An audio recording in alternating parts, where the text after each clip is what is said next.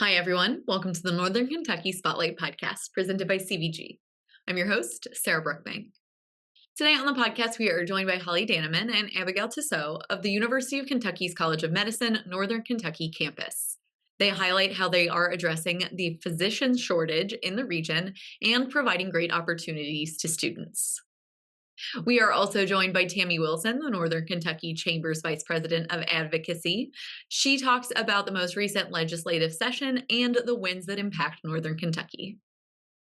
Thank you to our podcast sponsors, CVG, our title sponsor, C Crew Consulting, our digital sponsor, and our episode sponsor, Schneller Knockelman.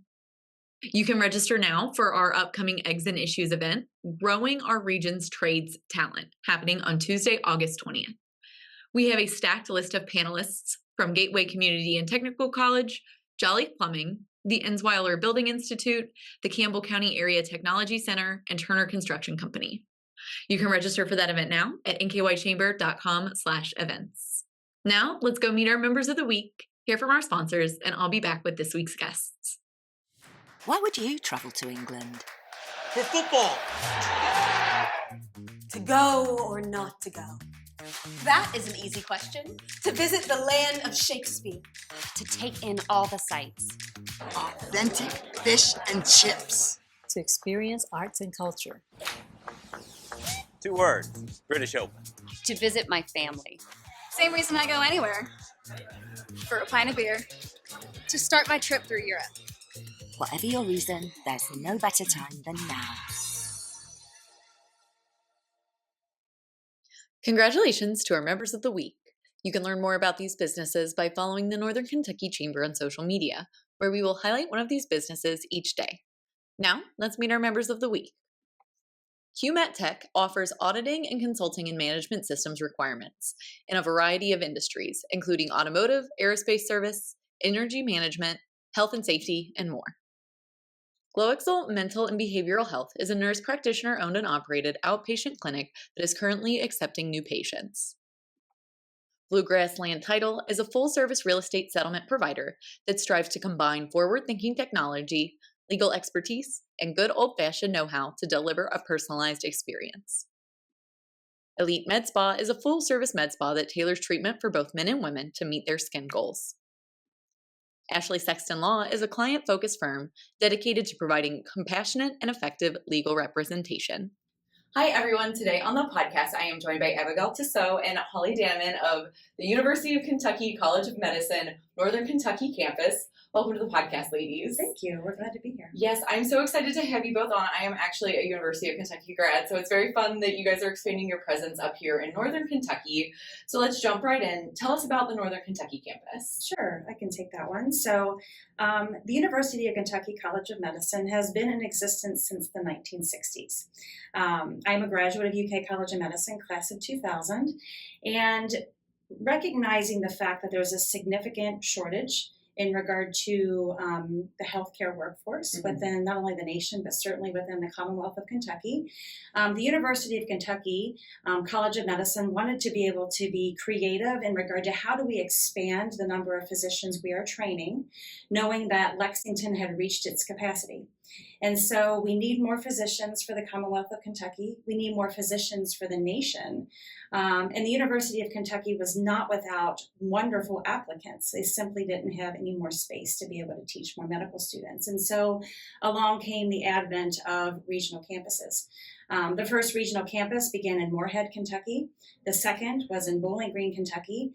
And then the University of Kentucky College of Medicine, Northern Kentucky's campus started in 2019 with our inaugural class. And so it was created in response to the need to create more physicians for the state of Kentucky. Yeah, very important. I know we talk about that regionally all the time with St. Elizabeth. I know you guys are doing some work with them in your partnership up here. So it's great that we're getting more doctors. That's only a good thing for the region and for the nation, like you mentioned. Like I said, you partner with St. Elizabeth. Tell us a little bit about the partnerships and how this works. You guys are the University of Kentucky, but I'm sure a lot of people are like, well, is it NKY? Is it St. E? How does that work? Yeah, no, that's a great question. I mean, it's very important that if you're going to establish a college of medicine, that you have really strong community partners. And in fact, that's one of the prerequisites, is that how can you make certain that you're establishing a very strong curriculum and clinical experience for these physicians as they train. Right. And so by partnering with Northern Kentucky University as our educational partner and partnering with St. Elizabeth Healthcare and St. Elizabeth Physicians, we were able to create an infrastructure that gives us the amount of support that we need to be able to then have a very successful UK College of Medicine Northern Kentucky campus. I also think it's valuable to know that St. Elizabeth Hospital System was ranked #1 in the state of Kentucky 2 years ago, tied with the Chandler Hospital, which is the University of Kentucky's hospital. And so the strength of the clinical services provided by St. Elizabeth was also something that really made the regional campus more possible, right? Absolutely. And we had a really strong clinical partner. And Dr. Danneman has worked with St. Elizabeth for a very long time. And so the partnership also with Dr. Danneman as a leader for our regional campus meant a lot for ensuring success of our campus in Northern Kentucky. Yeah, that's really wonderful. We at the Chamber, partnerships, community organizations working together, that is our bread and butter. Those are the things that we love. One of the other things that you guys have at the Northern Kentucky campus that's really cool is the Early Assurance program. So tell us a little bit about that and how that works. I'm going to turn it over to Abby because Dr. Tissot is actually our Assistant Dean for Students, and she handles all of our admissions for our Northern Kentucky campus. So you can speak to this. Well, I would love to. So an early assurance program essentially means that as a sophomore in college, you get to apply for medical school. So, obviously we understand that a sophomore in college doesn't look the same as a regular medical student applicant who's a senior in college. But as a sophomore, you could apply and gain early assurance admission to our medical school. And essentially what that meant was that you came from an educational partner, so a number of universities in Northern Kentucky or sort of Central Kentucky. And recently we expanded that number of partners to be any university in Kentucky. So if you are an undergraduate student at any Kentucky university, you can apply for our early assurance. And so you apply as a sophomore. You show strong academic performance, a commitment to medicine, some extracurriculars, some service, and a real passion for healthcare in the Commonwealth. And we then interview you, potentially accept you, and you participate in a year's worth of activities during your junior year of college, where we just strengthen your connections to Northern Kentucky, to healthcare in Northern Kentucky, your passion for medicine, mentorship, professionalism support, preparation for the medical school admission test called the MCAT, and then you basically go through the process of applying to medical school already knowing that you've got guaranteed acceptance. Of course, there's one challenge, which is that in order to use that guaranteed acceptance, you have to reach certain metrics. So you have to maintain a GPA at a certain level, have a math and science GPA at a certain level, and get sort of a minimum MCAT score. But assuming you do those things, you get to come right through the process of having early acceptance to medical school, and you join our class in Northern Kentucky with a cohort of people that you've known for over a year, almost 2 years really. So it's a really great opportunity for students who are being educated in Kentucky and who have a passion for medicine, and it also gives them really close connections with myself, Dr. Danneman, and other members of our team, because you have a lot of experience interacting with us in the Northern Kentucky campus. Yeah, that's so cool. It's very not traditional from what I know of my friends that went through the University of Kentucky College of Medicine, like down in Lexington. It really, like you mentioned, builds that partnership, builds that strength of what those students are doing. It's very neat. Other benefits of going to the regional campus versus kind of staying in Lexington, doing that kind of traditional route. Touch on those. What else is different? So we accept 35 students per year. We do anticipate increasing the number of students accepted over the course of the next few years up to 45 to 50, but still a much smaller cohort of students. So regional campuses tend to be more of a close-knit group of students who know each other very, very well, especially with our partnership with St. Elizabeth. Our students get one-on-one training and attention by attending providers and physicians, which is very unusual in an academic health setting. I think back to the days when I was in medical school and being so excited that I got to deliver a placenta. And when I talk to my students, they say, Dr. Danneman, I hate to burst your bubble, but I've delivered 5 babies. And that's because they're at a regional campus. Their experience is different. They're not competing with other learners. They are the learner. And so being at a regional campus tends to be more of a close-knit family. The students know each other very well. They have very close access to their deans. It's not uncommon for me. I have an open door policy. If I'm not in a meeting, my door is open. It's not unusual for students, I should say, for them to come into and say, hey, can we chat for a little bit? And sometimes it's about academics. Sometimes it's about, I think I'm going to propose to my girlfriend. Do you have any advice? But it's very much an intimate relationship that we form with these students, which I think also lends itself to significantly increased success and also just happiness during the process. Yes. Medical school is very rigorous. And you'll find that these students will say, it was hard, but I felt incredibly supported by this close-knit community. We have students also who will come in with a health condition that they need to plan for, and they're used to coming into a big environment and saying, oh gosh, I don't know how I'm going to do this, and we're having individual meetings with them on a weekly basis to help them plan. You have both of your deans doing that with you. I was a member of leadership at a much larger medical school in this region in the recent past, and those kinds of relationships and supportive meetings and that close contact and an open door policy are just not possible at those bigger medical schools. The final thing I'll say is it's also really helpful for people who don't come from a background with a family member who's a physician. The regional campus, it's wonderful for everyone. There's just also a wonderful element of having students come into a smaller environment if pursuing medicine is something new to you and to your family, and feeling like it's not quite so overwhelming because it is more intimate. It's a slower lead up in terms of other people around you kind of supporting you and creating an environment where people can support you because they know your name. They know where you're from. They probably met your family at White Coat and remember it because there's such a small number of students. So the intimacy is also really special for supporting students who are new to medicine. Yeah. I'm sure that has a really big impact on keeping students in the region in Northern Kentucky as well from a workforce aspect, because they've made this community up here. They've forged these partnerships with physicians up in Northern Kentucky, and they're like, oh, well, I'm going to stay here. I'm going to make a home here. So I'm sure that is like a great benefit. I know we talk about workforce and how you guys are building a talent pipeline up here. It seems like this whole thing would have such a great impact on that. Absolutely. It's interesting. We recently received some testimonials from recent graduates, and a resounding theme is my experience in Northern Kentucky, the way I was embraced by the physicians at St. Elizabeth, make me want to come back here to practice. And even if they're not doing their residency training in this area, simply because there's limited number of residencies, I see a lot of them going out, finishing their training, whatever specialty they've chosen, and many of them want to come back here to practice. And I think it really says a lot for not only St. Elizabeth and our school, but also just the Northern Kentucky community and how much they have embraced their educational journey. Yeah. And some Kentuckians don't realize how vibrant Northern Kentucky is until they come up for medical school. So some of these students who have never been to the region can't believe the number of concerts and art activities and recreational opportunities and the quality of life, the cost of living, and how all of those things are so excellent in this region. And then they do want ultimately to stay within this region, whether that be kind of the Cincinnati region or specifically Northern Kentucky, but we're able to retain them here and our outcomes have been quite good, actually. Just numerically, we find that about the same proportion stay in Northern Kentucky for their residency as stay in Central Kentucky. And then, of course, there's a small proportion that go anywhere out in the country to get their experience. But it's a significant retention mechanism. Once they get here, they experience it, they love it. Absolutely. That is awesome. Well, you guys are doing such great work, and it's exciting to know that you guys are going to continue to do this work and expand. So tell us a little bit about what the future looks like for this Northern Kentucky campus. Yeah, we're really excited to have been included in the initiative to move our campus to the Covington Riverfront. So that will allow us not only to expand our numbers in regard to admitting more students, but it's also going to place us in very close proximity with other fantastic partners such as the Life Science Coalition, other folks that are really involved in just the biomedical industry.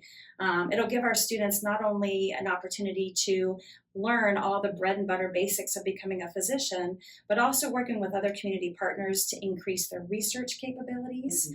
And so we're really excited to have been included in that Riverfront relocation initiative. And the cultural opportunities are outstanding as well for our students to live in these neighborhoods, these communities that are walkable, where there's public transportation, where they can engage with service organizations throughout the community. We have one service organization they've already developed, and you speak about crew, but there are other opportunities that will be developed in partnership with other folks in Covington and the area once we would relocate there as well to serve Kentuckians' needs. Yeah, most definitely. I find that the students, they in addition to obviously submerging themselves into their studies, they want to be part of a vibrant community. And I think being part of Northern Kentucky and certainly being part of the Covington riverfront sort of redevelopment is going to be something that's really a draw for them as well. It also, like Abby alluded to, it also places us in close proximity with some of the other community partners that our students have already established relationships with. One thing that I will have absolutely noticed in this group of students is they have an incredible passion for improving the healthcare of the community.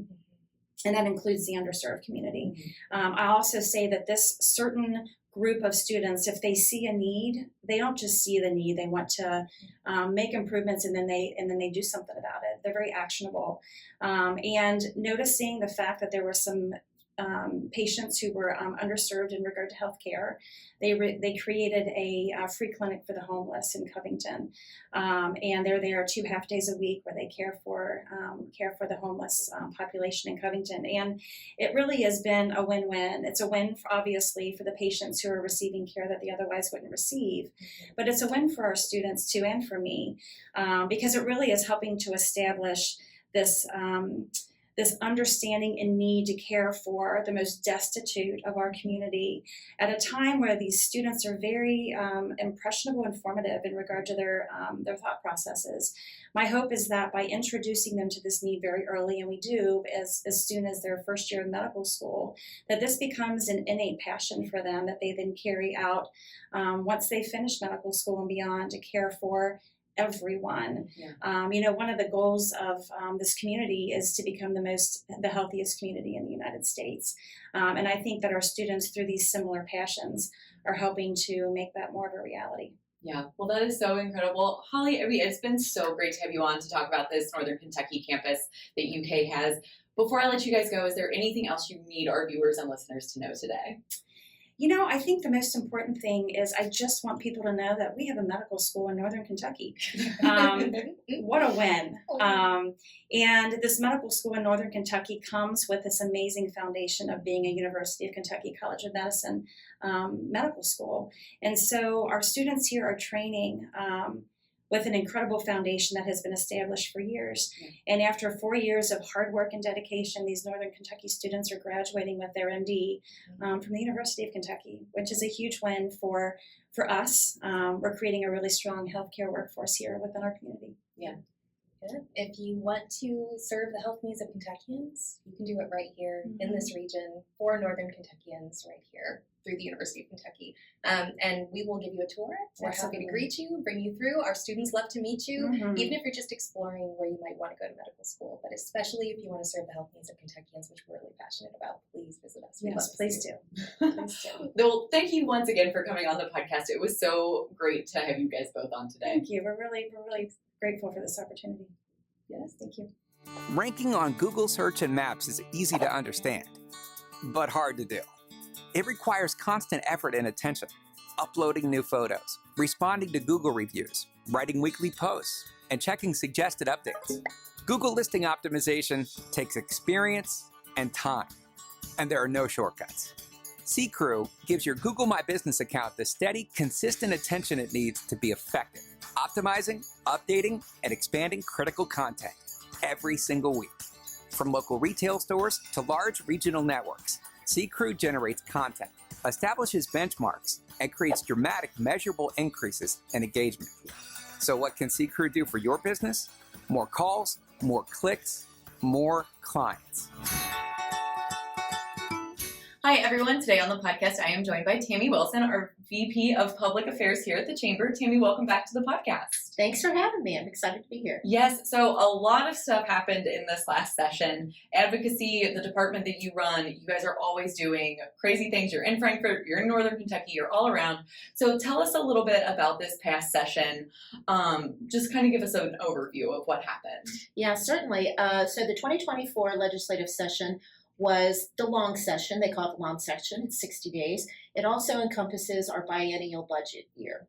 So a lot of their work was centered around doing a budget for the Commonwealth. And Northern Kentucky came out on a great end of that stick this year. So excited to talk about our wins on that one. Yeah, that is great. And so the General Assembly passed over 200 bills this past session.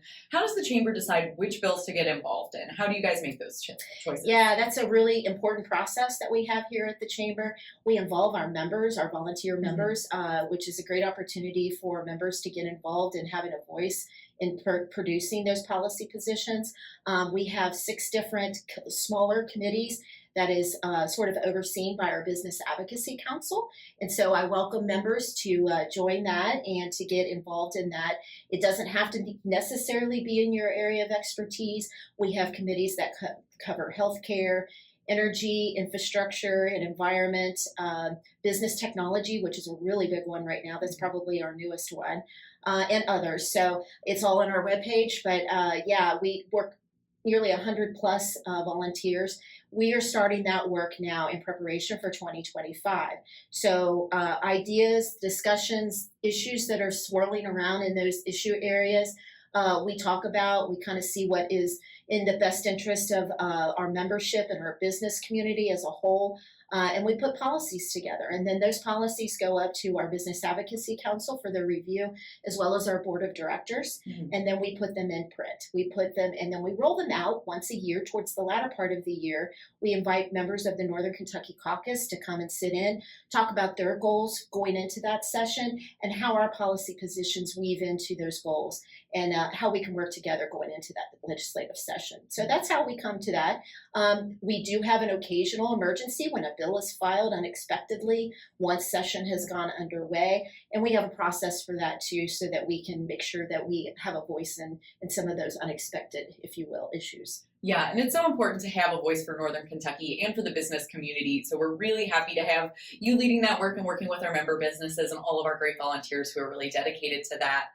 Kind of taking a step forward, so House Bill 1, which passed, was a big chunk of money, a big investment in the community, and Northern Kentucky got a lot of really great investments out of that. So tell us a little bit about those projects and the impact that's going to have here in Northern Kentucky. Well, House Bill 1 is a one-time allotment of funds for statewide. It was nearly $3 billion at the end of the day. And as you mentioned, Northern Kentucky came out with over $193 million of that. I would say probably the biggest project that was funded. And I do want to say and give a shout out to our Northern Kentucky Caucus members. Without their efforts and their advocacy on our behalf, we may not have gotten that. In particular, Senator Chris McDaniel. He is currently the chair of Appropriations and Revenue, a very key committee position and leader. And he came away with millions of dollars. And I would say probably in House Bill 1, it was awarded to Kent County and the Northern Kentucky Port Authority. It was $120 million to go towards the Commonwealth Center for Biomedical Excellence, which will house the Life Sciences Lab, which came to us in 2022. There was some additional funding for that, and as well as they're supplementing the University of Kentucky's medical school, and they're bringing the Chase Law School from NKY to Covington into that same site.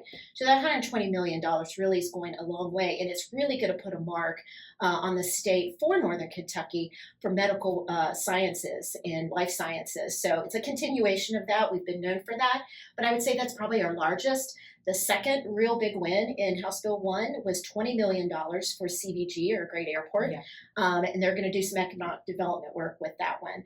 I would also say the Covington River City Center was awarded about $10 million, so they will, that old IRS site, they'll use that to get that built up and started underway.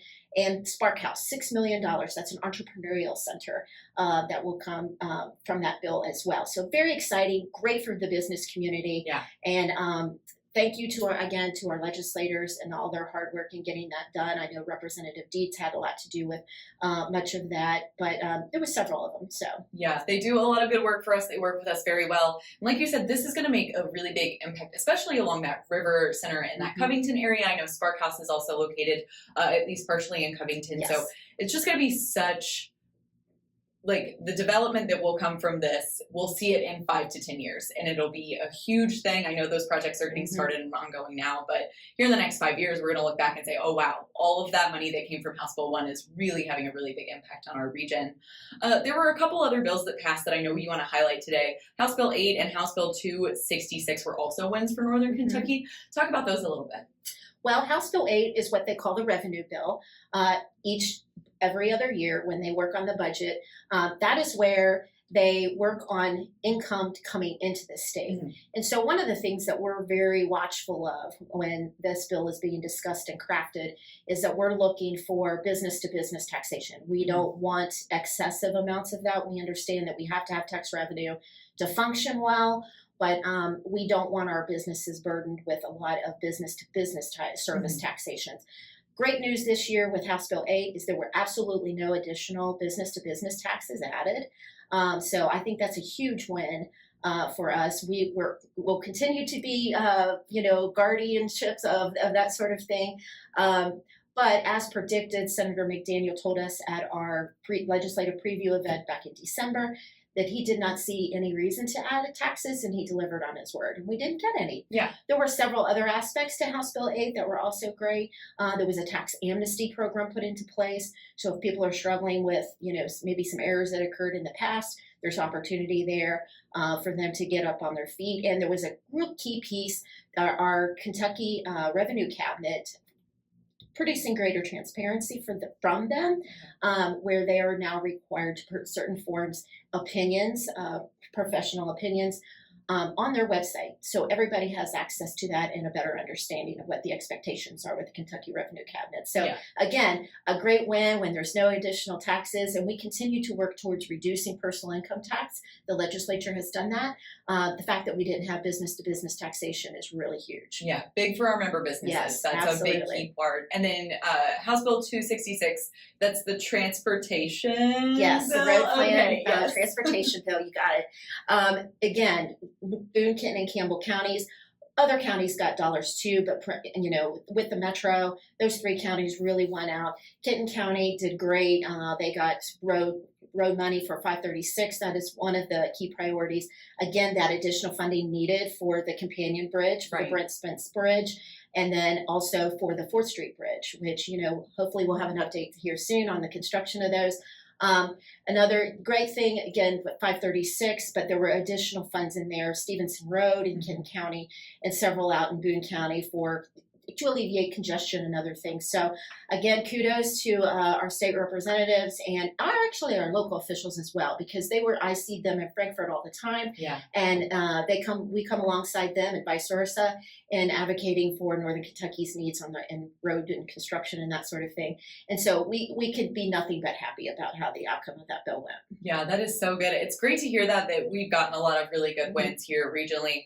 And so other than the ones that we've highlighted so far, are there other pro-business wins that came out of session this year that you want to make sure we highlight today? Yeah, absolutely. I'd say one of the real pivotal ones, you don't see work in the legal side for employers happen very often, but House Bill 320 was a statute of limitations legislation. Okay.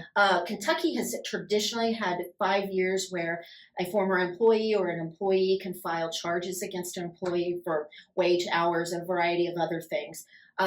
To be more in line with the federal guidelines as well as our neighboring states who we compete with, Kentucky just passed legislation in House Bill 320 that brings that 5-year limit down to 3 years. So it wasn't exactly what we wanted. The 2 year is really more the federal level, but 3 years is good too. So it positions us to be more competitive with our neighboring states. And it really takes some burdens off of especially small businesses and the fact that, that's an administrative process. They have to keep up with a lot of records. People may be gone for years and things can come through. And so that's a huge win, especially for small businesses. I would say also for CVG, autonomous vehicles, House Bill 7 passed. That's been an ongoing discussion for several years.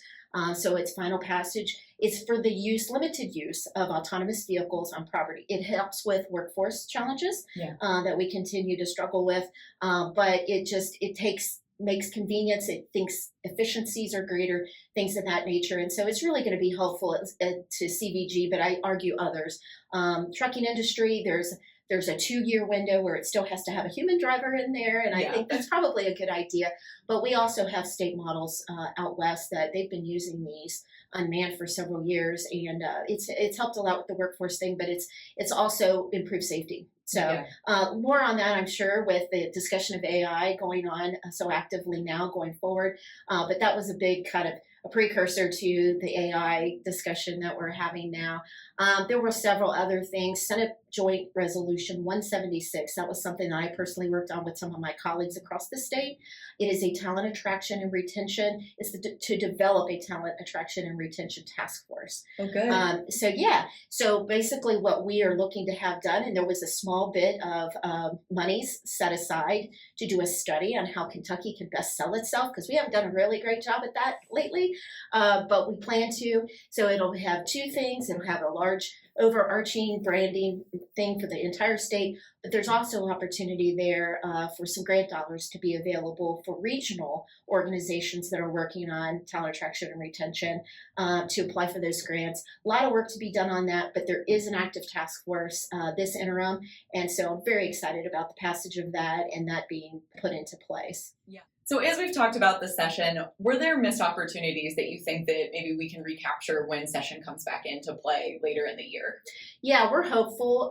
There was two bills actually. I'm not going to quote the numbers, I may misquote them, but limited liability entity tax, which is a big deal, particularly for small business. And again, with having 85% of our membership being small business, that's really critical and important. So we're hopeful for a repeal of that federal law, and that will just allow small businesses in particular, depending on their filing status, to take some deductions that they currently cannot do. So that was a missed opportunity. Really, the child care bill, Senate Bill 203, it was a very large bill, kind of an expensive bill at that, and we knew it was going to be a huge uphill battle. And we did have some significant wins with the child care. In House Bill 6, there was some dollars put aside there, historical amounts of dollars in there, but it wasn't fully what Senate Bill 203 was trying to deliver on. So we feel like there was some missed opportunity there, but again, we're taking our toys and marbles and leaving it, still feeling pretty good about that. And there's some keys dollar opportunities for our students, things like that. So yeah, I think we'll see some of those come back in future sessions, and we certainly will be there to help advocate, try to get that over the finish line. Yeah, well, we are happy to have you advocating for us. And then are there any updates that have happened about the legislator since the session has ended? Have there been any big updates that our membership needs to know about? Well, of course, we had a primary election, so later this year we'll see possibly some new people being part of our Northern Kentucky caucus. We look forward to working with them. Right now, the interim joint committee meetings and task force meetings have started. Those started in June. They will run till sometime in November. So I'm currently doing this is something new for the chamber as well. Once a month, I'm doing an interim committee update. They are on the fourth Thursday, I believe, with the exception of November, of course, at 3 p.m. So if you would like more information on that, shoot me an email at twilson@nkychamber.com, and I will get you on that distribution list so that you can make those calls. But what I do is I recap what happens that whole month in those interim meetings and task force meetings, so there's also a housing task force meeting. That's a huge issue here for us in Northern Kentucky and actually nationally. So exciting task force work also going on, and I'll just kind of give you a recap on the work and those efforts as we monitor them. We're monitoring them anyway, and progress. Exciting development. Judge Gary Moore will be speaking at the Housing Task Force next Tuesday, the 30th. And so it's good. We've got voices, from local officials and others in Frankfort speaking on our behalf too. Yeah. So. It's very important. We're so happy that you're keeping an eye on those. I know you're involved in some of those. So, and you mentioned there are ways for people to get involved with advocacy and to learn more. So touch on a few other ways. I know we have a newsletter that goes out. We're going to have these interim wrap-ups. So tell us how people can get involved and learn more information. Well, there's several ways. First of all, those committees that I was talking about and councils that I was talking about earlier. Get in touch with Beth. You can call me. There's several ways that you can get on that. Check out our webpage, the Government Advocacy webpage. All the information about that and how to get a hold of me is on that. But you can start there. And you can just kind of attend one. If it's not your thing, you decide, it's not super time intensive, but, there is some commitment there. So you've got your committees. We do, as you said, the newsletter. When the General Assembly is in session, we do those weekly because there's lots of developments, lots of action going on very quickly in a week. When they're not in session, the interims are going on, we move those to bi-monthly. So we're doing those bi-monthly now. Again, I can get you on the distribution list if you let me know. And then, of course, these interim joint committee calls. We also have a lot of robust events. We have political leaders in here. We just recently had U.S. Senator Rand Paul in, and we look forward to delivering more great content in our events as well. Yeah. Well, it has been such a pleasure to have you on, Tami, and talking about all of the great work Advocacy is doing. And I want to just say thank you for all of the work that you're doing here for our business community. We're lucky to have you advocating for us here locally and in Frankfurt. But Tami, thank you so much for coming on the podcast, and I will let you go about your busy day. Well, thank you so much for having me. It is a pleasure and a privilege to serve our membership, and I look forward to the future and where we take our pro-business work. Chris Knockelman with Schneller Knockelman Plumbing, Heating, and Air. It's spring now, but before you know it, our ACs are working overtime. Dave, it's going to be warm soon. Right now is a good time to get the AC serviced, right? You can get your AC tuned up for only $59. So get your $59 tune-up at SKPHA.com. SKPHA. So if your plumbing and mechanical systems give you trouble, just remember our name, Schneller Knockelman. Welcome back, everyone. I hope you enjoyed learning a little bit more about UK's College of Medicine Northern Kentucky campus, as well as the work that our advocacy department is doing for our local businesses here in Northern Kentucky. Like Tami said, you can learn more about all of the work that she's doing at nkychamber.com and go to our government advocacy tab. You can also follow Tami on Twitter. Don't forget to register for Eggs and Issues, Growing Our Region's Trades Talent, happening on Tuesday, August 20th. You can learn more about that event and all of the great events that the Chamber is hosting at nkychamber.com/events. Finally, if you're a member who would like to be featured on the podcast, or if you're someone who is interested in joining the Northern Kentucky Chamber of Commerce, please reach out to Lynn Ablin. And if you're someone who is interested in sharing your workforce strategies and resources on our Talent Strategy Spotlight, please reach out to Nancy Spivey. You can find their contact information on the screen in front of you if you are a viewer, and our listeners can find that, as always, at nkychamber.com. Thanks for tuning in. I'll talk to you guys next week.